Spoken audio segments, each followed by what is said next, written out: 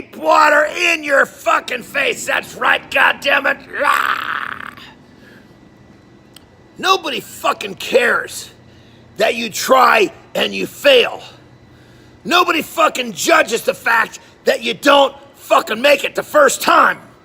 Nobody cares that you have fucking difficulty in the process. You're gonna get judged on the fact that you fucking quit, that you don't have the fucking balls to keep it going when things get tough.